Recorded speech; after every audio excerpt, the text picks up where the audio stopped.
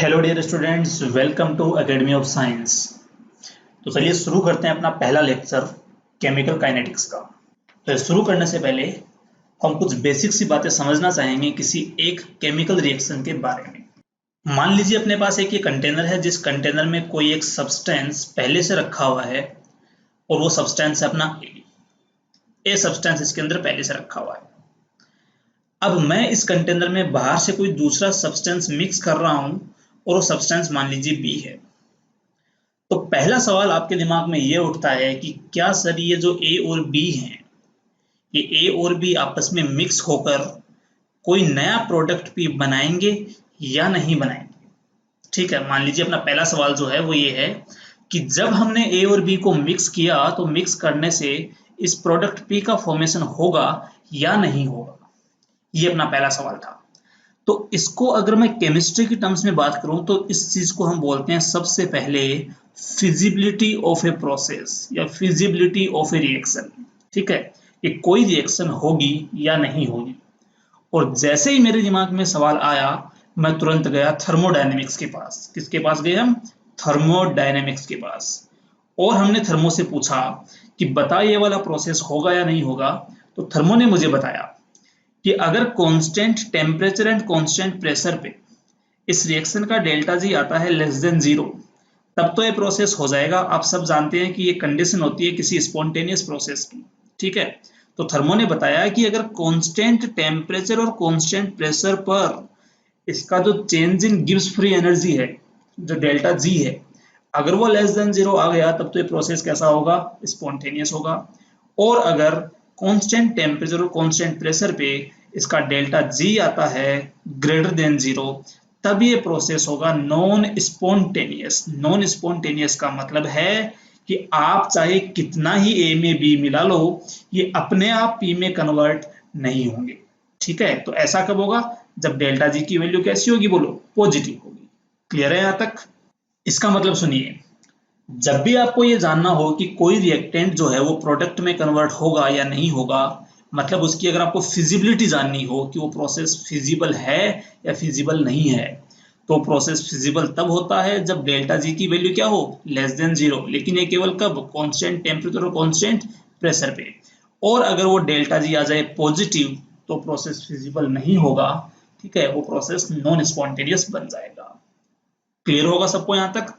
तो जो A plus B से जो प्रोडक्ट P बन रहा था, इस रिएक्शन के दौरान जो मेरे दिमाग में डाउट था कि प्रोसेस होगा या नहीं होगा, तो वो डाउट किसने सोल्व किया? वो डाउट सोल्व किया थर्मोडायनेमिक्स ने। हमें बता दिया कि प्रोसेस होगा या नहीं होगा।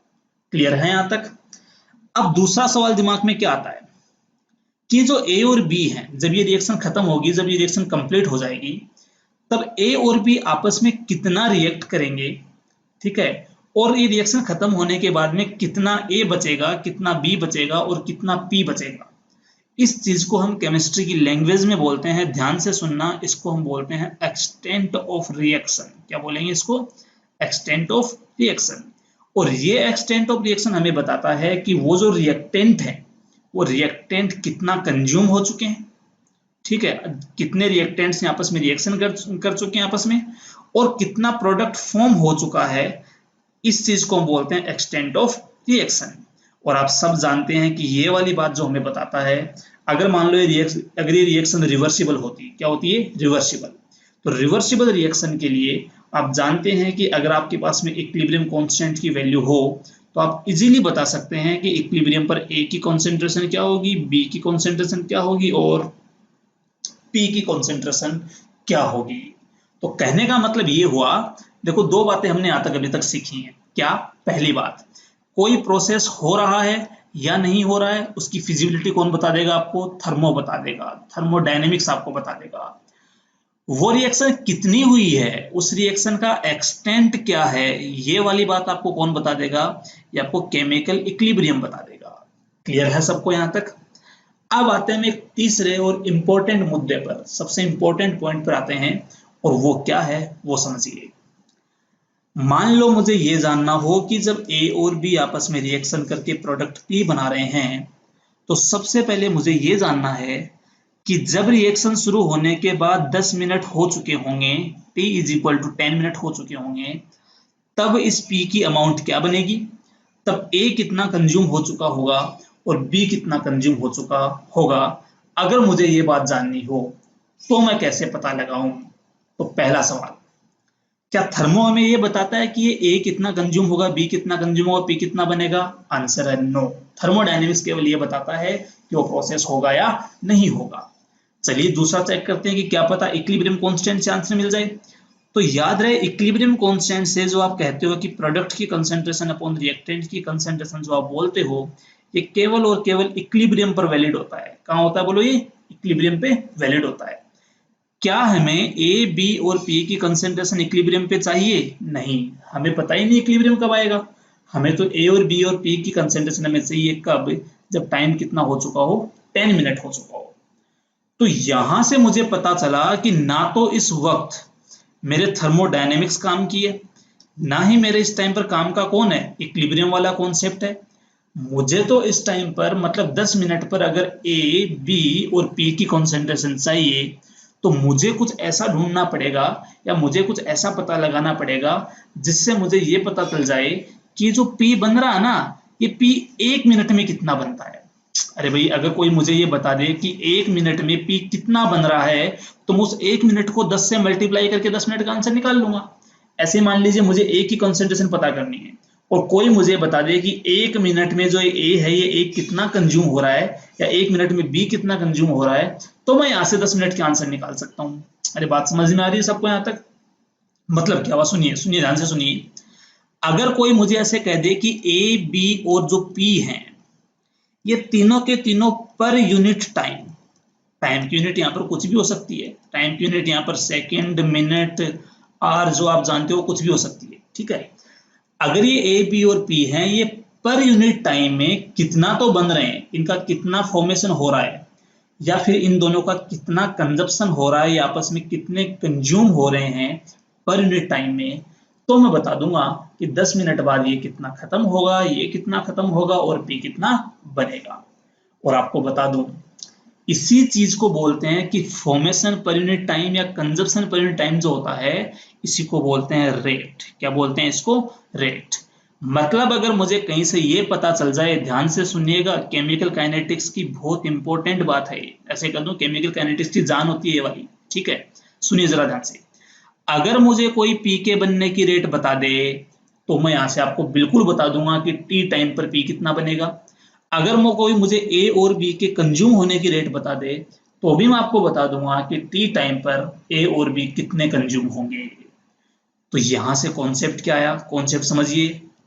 यहां से बात ये समझ में आती है कि सुनिए ध्यान से, जैसे ही मुझे टी टाइम पर ये जानना हो कि टी बराबर 5 मिनट पर कितना रिएक्टेंट खत्म होगा और कितना प्रोडक्ट बनेगा, तो उस टाइम पर भैया ना तो आपकी थर्मोडायनेमिक्स काम आएगी, ना ही आपका इक्विलिब्रियम वाला कॉन्सेप्ट काम आएगा। उस टाइम पर हमें केमिस्ट्री की नई ब्रांच पढ़नी पड़ती है, एक नई ब्रांच के बारे में समझना होता है और उस ब्रांच का नाम होता है केमिकल काइनेटिक्स। क्या पढ़ेंगे? Chemical kinetics. तो आपको यहां तक ये समझ में आ गया होगा कि किसी पर्टिकुलर टाइम पर जो रिएक्टेंट और प्रोडक्ट है उनकी अमाउंट अगर जाननी हो तो उसके लिए हमें क्या पढ़ना पड़ेगा? Chemical kinetics. क्लियर है?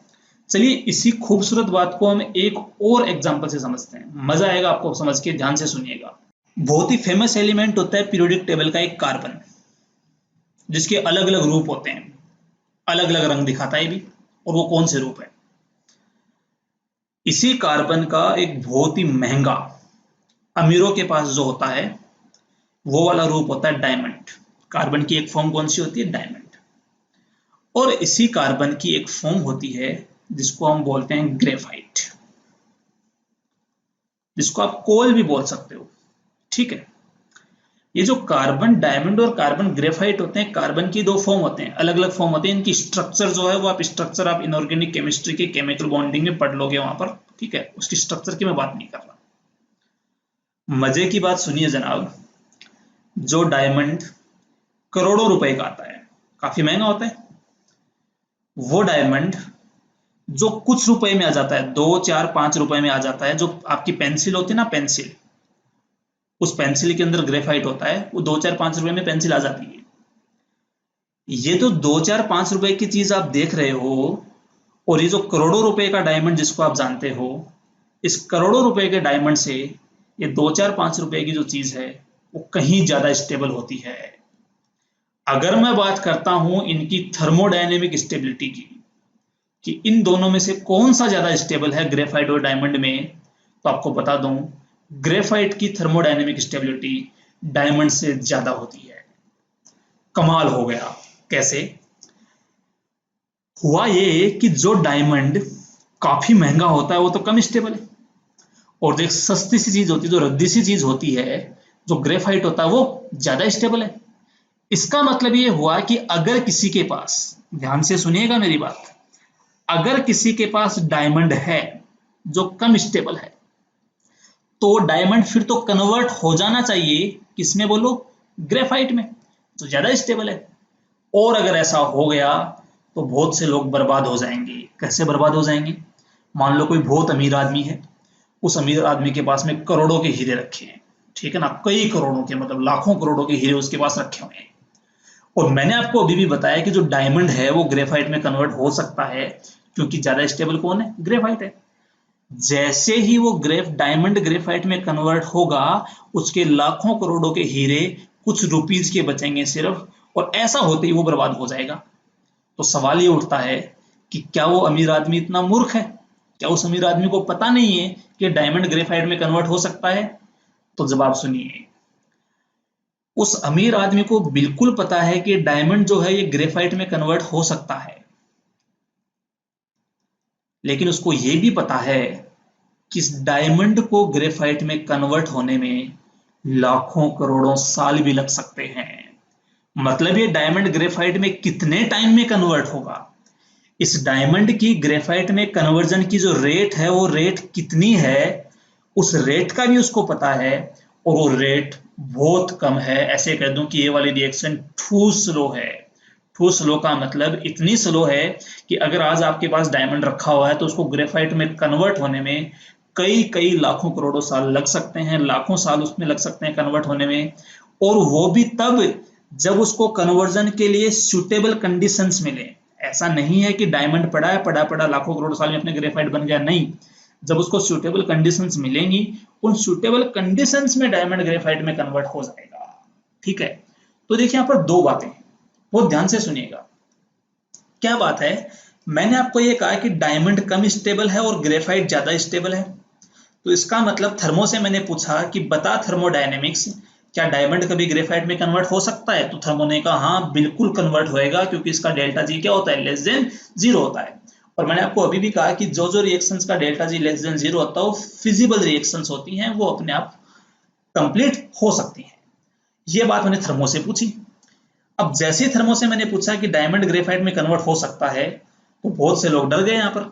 लेकिन जैसे ही काइनेटिक्स आई, जैसे ही काइनेटिक्स से मैंने पूछा कि बता ये वाला जो डायमंड है ग्रेफाइट में कन्वर्ट कितने दिन में होगा, ये 2 दिन में खत्म होगा, 4 दिन में होगा, 5 दिन में होगा, तो जो मुझे काइनेटिक्स ने बताया वो मैं सुन के हैरान रह गया। मुझे पता चला कि जो काइनेटिक्स ये कहती है कि बिल्कुल थर्मो झूठ नहीं बोलता है, थर्मो सही कहता है कि डायमंड ग्रेफाइट में कन्वर्ट होगा, लेकिन ये वाली रिएक्शन इतनी स्लो होती है, इस रिएक्शन की रेट इतनी कम होती है कि इस रिएक्शन को पूरा होने में कई हजारों साल लग जाएंगे, कई पीढ़ियां गुजर जाएंगी। मतलब ये प्रोसेस हो तो सकता है, फिजिबल तो है, लेकिन बहुत ही स्लो प्रोसेस है यहाँ पर।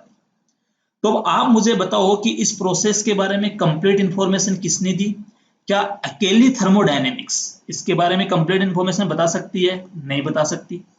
क्या अकेली काइनेटिक्स से मैं पूछूं तो अकेली काइनेटिक्स बता सकती है? नहीं बता सकती।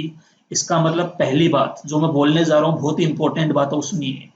वो बात यह है कि केमिस्ट्री की 2 ब्रांच, थर्मोडायनेमिक्स और केमिकल काइनेटिक्स, एक दूसरे की कॉम्प्लीमेंट्री होती हैं। बहुत ही गजब की बात है, ध्यान रखेंगे।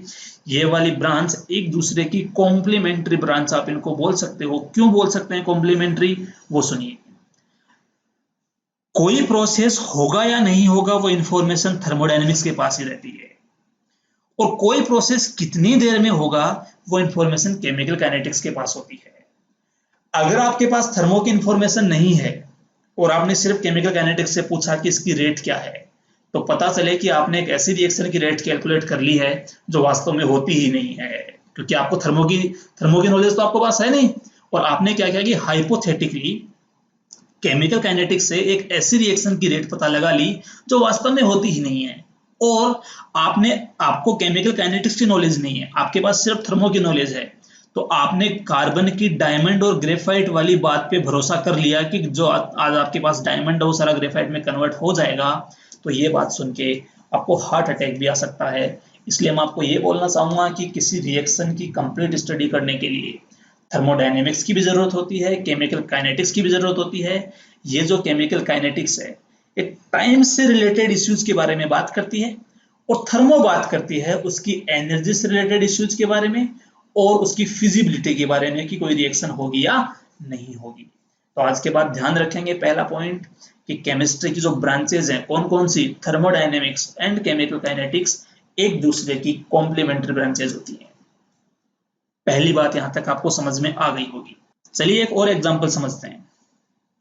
हुआ क्या, मैंने एक रिएक्शन देखी कि भैया जब H2 रिएक्शन करता है O2 के साथ तो पानी बनता है। आप सब पढ़ते हैं इस रिएक्शन को।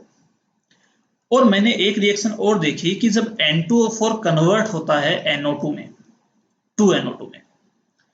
ये दो प्रोसेस हैं। थर्मो के पास गया मैंने थर्मो से पूछा कि बता थर्मो, इन दोनों प्रोसेस में से ज्यादा होने की फिजिबिलिटी किसकी है? तो थर्मो ने बोला कि जो डेल्टा जी है ना, वो डेल्टा जी जो नेगेटिव होता है, जिस प्रोसेस का डेल्टा जी जितना ज्यादा नेगेटिव होगा उस प्रोसेस की होने की टेंडेंसी उतनी ज्यादा होगी। तो मैंने थर्मो से पूछा तो थर्मो ने बताया कि इसका जो डेल्टा जी है वो मान लो -x है, और इसका जो डेल्टा जी नोट है वो मान लो -y है। और मजे की बात यह है कि जो x है ना, x उसका मैग्नीट्यूड ज्यादा है किससे? y के मैग्नीट्यूड से। तो आपसे मैं पूछूं कि ज्यादा नेगेटिव डेल्टा जी किसका है, तो पता चला कि ज्यादा नेगेटिव डेल्टा जी तो इस रिएक्शन का है, क्योंकि मैग्नीट्यूड ज्यादा किसका है? बोलो, x का है। क्लियर है? और जैसे ही मुझे पता चला कि इसका डेल्टा जी नोट ज्यादा है, तो मैंने अपने दिमाग में ऐसे सोच लिया कि ये वाली रिएक्शन तो तुरंत खत्म हो जाएगी और ये वाली रिएक्शन थोड़ा खत्म होने में टाइम लेगी, ऐसा मैंने सोचा। ठीक है, लेकिन जब मैं वास्तव में एक डब्बे के अंदर, एक कंटेनर के अंदर कुछ H2 गैस और कुछ O2 गैस लेके बैठा, और मैं इस उम्मीद में था कि ये दोनों आपस में रिएक्शन करेंगे, रिएक्शन करने से यहाँ पे पानी बनेगा और पानी बनने से उस पानी को मैं पी लूंगा, इस उम्मीद में मैं था यहाँ पर। ठीक है, मैं डब्बे में H2 और O2 लेके बैठा रहा। मुझे 1 दिन लग गया, 2 दिन गुजर गए, 3 दिन तक मैं भूखा प्यासा वहां पर बैठा रहा, लेकिन पानी अभी भी नहीं बना। और वहीं पर क्या हुआ कि जब किसी ने एक कंटेनर में N2O4 गैस ली तो कुछ घंटों के बाद ही NO2 बन गई यहाँ पर। तो मेरा दिमाग खराब हो गया वहां पे। मैं फिर से थर्मो के पास गया। मैंने थर्मो से पूछा कि तूने तो कहा था कि जो x है ना, x उसका मैग्नीट्यूड ज्यादा है y से, इसका मतलब इसके होने की टेंडेंसी ज्यादा है, इसकी फिजिबिलिटी ज्यादा है, इसकी फिजिबिलिटी कम है, तो फिर ये रिएक्शन क्यों नहीं हो रही? तो थर्मो कहता है कि इस बात का जवाब तो सिर्फ काइनेटिक्स के पास ही तुझे मिल सकता है। तो केमिकल काइनेटिक्स ने मुझे बताया कि ये रिएक्शन होती है, लेकिन ये बहुत ही स्लो रिएक्शन होगी, और इसके कंपैरेटिवली ये वाली रिएक्शन कैसी होती है? फास्ट होती है। इसके कंपैरिजन में कैसी होती है? फास्ट होती है। तो इसका मतलब अगली बात यहां पर समझेंगे, बहुत ही इंपॉर्टेंट बात है, ध्यान से सुनेंगे। क्या किसी कंपाउंड की थर्मोडायनेमिक स्टेबिलिटी में, क्या किसी कंपाउंड की थर्मोडायनेमिक स्टेबिलिटी में और उसकी जो काइनेटिक रिएक्टिविटी है, काइनेटिक रिएक्टिविटी का मतलब वो कितना जल्दी रिएक्शन कर लेगा, कितनी देर में वो रिएक्शन कर लेगा, इनमें कोई डायरेक्ट रिलेशन होता है? सबसे बड़ा सवाल क्या है कि क्या किसी कंपाउंड की थर्मोडायनेमिक स्टेबिलिटी और उसी कंपाउंड की काइनेटिक रिएक्टिविटी में क्या कोई डायरेक्ट रिलेशन होता है? तो आंसर है डायरेक्ट रिलेशन नहीं होता है। आप ऐसा नहीं कह सकते कि कोई कंपाउंड अनस्टेबल है थर्मोडायनेमिकली, इसका मतलब वो तुरंत रिएक्ट कर जाएगा, आप ऐसा नहीं बोल सकते। और आप ऐसा भी नहीं कह सकते कि कोई कंपाउंड ज्यादा थर्मोडायनेमिकली स्टेबल है तो वो रिएक्ट नहीं करेगा, आप ये भी नहीं बोल सकते। दोनों अलग अलग बातें होती हैं। कोई कंपाउंड ज्यादा स्टेबल भी हो सकता है और ज्यादा रिएक्टिव भी हो सकता है। कोई कंपाउंड हाईली अनस्टेबल भी हो सकता है लेकिन कम रिएक्टिव भी हो सकता है। यहां से मुझे ये बात समझ में आती है और इस बात के लिए मैंने आपको एग्जाम्पल दिए हैं। ये दो एग्जाम्पल, ये जो रिएक्शन है पहली, इसका डेल्टा जी नोट ज्यादा नेगेटिव है। ज्यादा नेगेटिव होने का मतलब है इसकी बनने की टेंडेंसी बहुत ज्यादा है, ठीक है ना। लेकिन इस वाले केस में कम नेगेटिव होने के बाद भी रिएक्शन क्या होगी, फास्ट होगी। तो अभी तक हमने 3 बातें यहां पर समझी हैं। फटाफट रिवाइज करते हैं। बता दो फिजिबिलिटी कौन बताएगा, तो आंसर है थर्मोडायनेमिक्स बता देगी। रिएक्शन के कंप्लीट होने पे उसका एक्सटेंट कौन बताता है, तो इक्विलिब्रियम बता देगा अगर वो रिएक्शन कैसी है, रिवर्सिबल है तो, ठीक है। तीसरी बात ये और समझेंगे यहां पर, उस रिएक्शन का कितना टाइम में कितना रिएक्टेंट या प्रोडक्ट कंज्यूम होगा या बनेगा, ये बात कौन बताएगा, तो ये हमें बताएगा कौन, केमिकल काइनेटिक्स हमें बताएगा। क्लियर है। अब यहीं पर साथ में मैं आपको एक चीज और बता रहा हूं। एक रिएक्शन आपने पढ़ी होगी N2 + 3H2 से बनता है 2NH3, इक्विलिब्रियम में खूब पढ़ी होगी। और सवाल भी बहुत बार पूछे जा चुके हैं कि बताओ हमें अमोनिया का प्रोडक्शन बढ़ाना है, हम चाहते हैं कि अमोनिया ज्यादा से ज्यादा बने, उसके लिए क्या करें। तो उसके लिए वहां पर केमिकल इक्विलिब्रियम में ऐसा बोला जाता था कि भाई कंसेंट्रेशन से कुछ फर्क पड़ता है, कंटेनर का वॉल्यूम चेंज करने से भी फर्क पड़ता है, प्रेशर से भी इफेक्ट होता है और टेम्परेचर चेंज करने पर भी इफेक्ट होता है। ये सारी बातें जो हैं उसके अंदर और बहुत सारे फैक्टरों बताई गई हैं और इन बातों को आपने खूब डिटेल में समझा होगा। और समझाने वाले वहां पर एक बाबा थे, उन बाबा का नाम था ली चैटलियर्स प्रिंसिपल। ली चैटलियर बाबा थे और उन ली चैटलियर बाबा का एक प्रिंसिपल था, ली चैटलियर्स प्रिंसिपल। उस प्रिंसिपल से आपने खूब समझा होगा कि अगर मैं N2 की कंसेंट्रेशन बढ़ाऊंगा तो रिएक्शन फॉरवर्ड जाएगी, ये बढ़ेगा, H2 बढ़ाऊंगा तो भी फॉरवर्ड जाएगी, ये बढ़ेगा। ये सारी बातें आपने खूब समझी हैं। लेकिन ध्यान रखना जनाब, उन बाबा ने आपको एक बात नहीं बताई। वो बात ये थी कि तुम इसके अंदर कितनी N2 मिलाओगे जिससे 10 मिनट पर इसका प्रोडक्शन कितना बढ़ जाएगा। मैं टाइम बता रहा हूं यहां पर कि 10 मिनट में उसका प्रोडक्शन कितना बढ़ेगा, इसकी कितनी अमाउंट मिलाने पर, इसकी कितनी अमाउंट मिलाने पर 1 घंटे बाद इसका कितना प्रोडक्शन बढ़ेगा। वो जो टाइम से रिलेटेड वाली बातें थी ना, वो बाबा ने भी आपको वहां पर नहीं बताई थी। बाबा सिर्फ इतना बता के चले गए थे कि अगर आपने इसको बढ़ा दिया, इसको कम कर दिया, तो जब रिएक्शन खत्म होगी तो इसकी ईल्ड जो है वो ईल्ड कम हो जाएगी या ज्यादा हो जाएगी। लेकिन टाइम से रिलेटेड बातें उस टाइम पर आपने नहीं की थी। ये बात आपको समझ में आ गई होगी। तो देखिए यहां तक जो हमने पढ़ा वो था कुछ बेसिक इंट्रोडक्शन कि केमिकल काइनेटिक्स हम क्यों पढ़ते हैं, क्या जरूरत पड़ी हमें केमिकल काइनेटिक्स पढ़ने की। अब हम शुरू करते हैं कि केमिकल काइनेटिक्स में हम क्या क्या पढ़ने वाले हैं, वो सारी बातें यहां पर हम समझेंगे। तो पहली बात, केमिकल काइनेटिक्स है क्या समझिए। तो आप सिंपली एक वर्ड में ऐसे कह सकते हो कि जो केमिकल काइनेटिक्स है ना, वो किसी रिएक्शन की टाइम बेस्ड स्टडी होती है। मतलब जो टाइम है उस टाइम के रेस्पेक्ट में हम बहुत सारी प्रॉपर्टीज केमिकल काइनेटिक्स में पढ़ने वाले हैं। और वो पढ़ने के लिए सबसे पहले हम क्या समझेंगे, सबसे पहले हम ये समझेंगे रेट ऑफ रिएक्शन। दूसरा हम ये समझेंगे factors affecting rate of reaction, factors affecting rate of reaction. तीसरा, थर्ड हम समझेंगे कि किसी रिएक्शन की जो मैकेनिज्म है, और ये जो मैकेनिज्म वाली बात है ना, ये आपके ऑर्गेनिक केमिस्ट्री में बहुत इंपॉर्टेंट है। किसी रिएक्शन की जो मैकेनिज्म है वो मैकेनिज्म कैसी होगी। मैकेनिज्म से मेरा मतलब आपको थोड़ा हिंट यहां पर मैं दे देता हूं। मान लीजिए कोई रिएक्शन है वो R से P बन रहा है, तो होता क्या है कि कई बार तो रिएक्शन R से सीधा P बना लेती है, कई बार पहले R से कुछ A बनता है, A से फिर कुछ B बनता है और फिर मान लो B से कुछ P बनता है। तो देखिए यहाँ पर ये रिएक्शन एक स्टेप में नहीं हो रही है, यहाँ पर इस रिएक्शन को होने में जो नंबर ऑफ स्टेप्स हैं वो एक से ज्यादा हैं। तो ऐसे रिएक्शंस को हम बोलते हैं मल्टी स्टेप रिएक्शन, ठीक है। और जो रिएक्शन एक ही स्टेप में हो जाए उनको हम बोलते हैं सिंगल स्टेप रिएक्शन। तो ये वाली चीजें हम पढ़ने वाले हैं इसकी मैकेनिज्म में, कि जो सिंगल स्टेप रिएक्शंस होती हैं उनकी क्या प्रॉपर्टीज होती हैं, मल्टी स्टेप रिएक्शंस की क्या प्रॉपर्टीज होती हैं। मल्टी स्टेप रिएक्शंस में जो R और P के अलावा जो आपको A और B दिखाई दे रहे हैं, A और B क्या होते हैं, तो आप सब जानते हैं कि यहाँ पर A और B क्या होते हैं, बोलो इंटरमीडिएट होते हैं, ठीक है। तो इस तरीके से केमिकल काइनेटिक्स में साफ साफ हम बात करेंगे। जैसे मान लीजिए A प्लस बी से बन रहा है P, तो इस चैप्टर में हम पढ़ने वाले हैं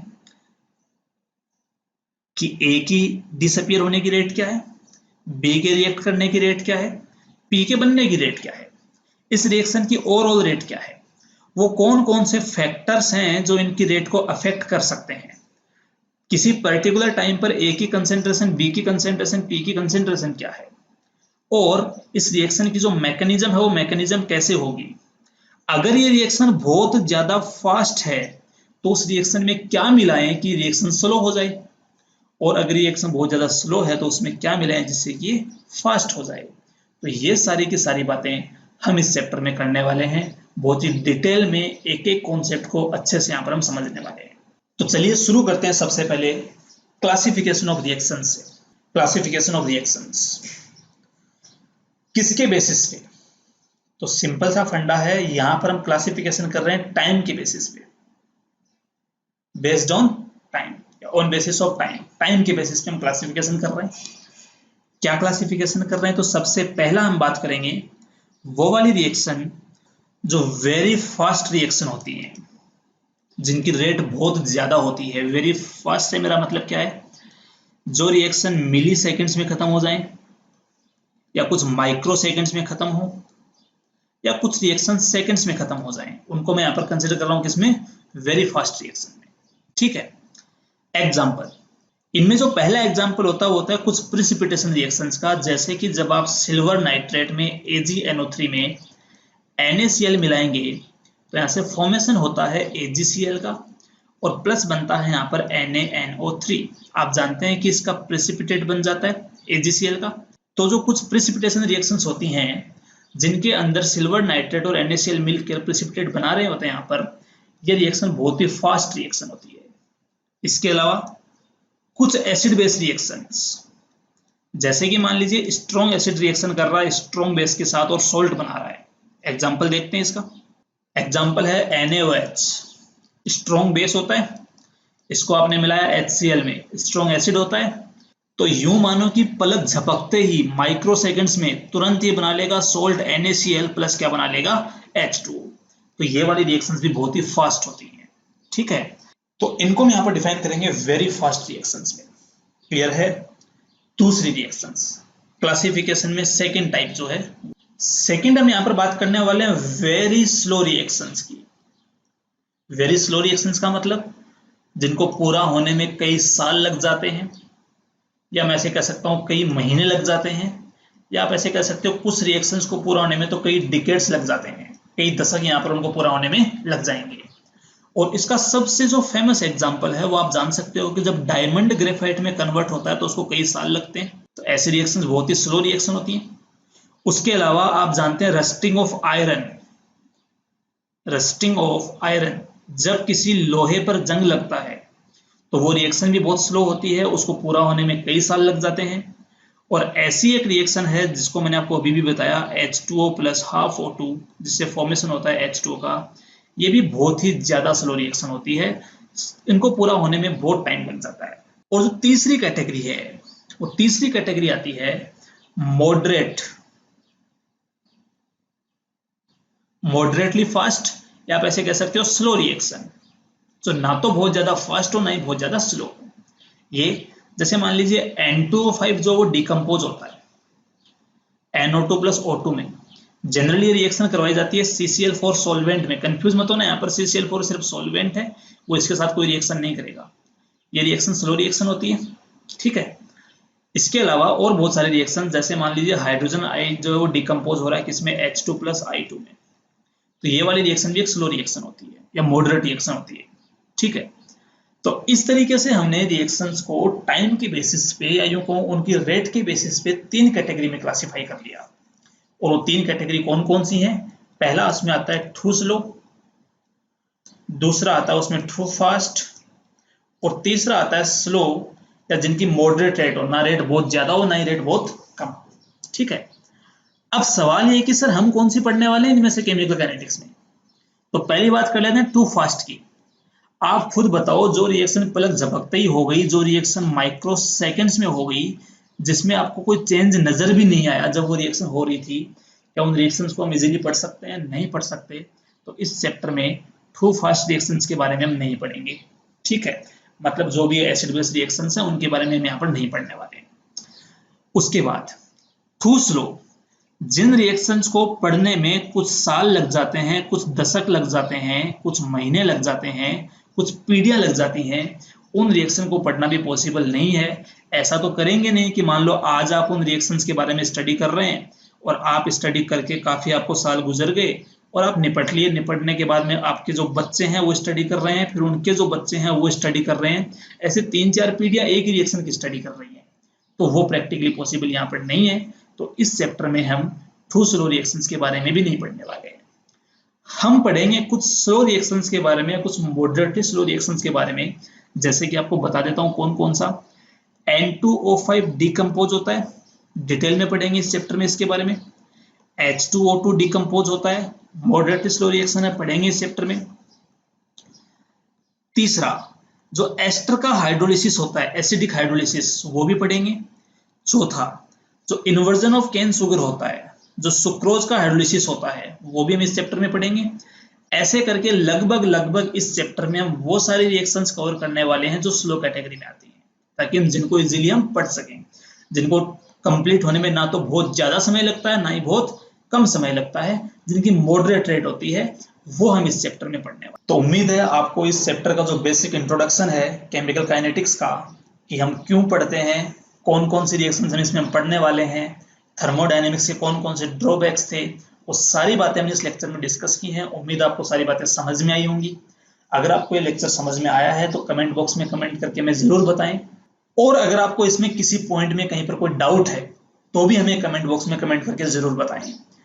आपका और मेरा इंटरेक्शन करने का केवल यही एक तरीका है कि अगर आपको कोई बात नहीं समझ में आती है तो आप हमें कमेंट करके बताएं, अगर आपको कोई सजेशंस में देने हैं तो वो आप कमेंट करके बताएं, और अगर आपको वीडियो अच्छी लगी तो भी हमें कमेंट करके जरूर बताएं, और इसको लाइक करें, शेयर करें, और अगर आपने चैनल सब्सक्राइब नहीं किया है तो सब्सक्राइब करें।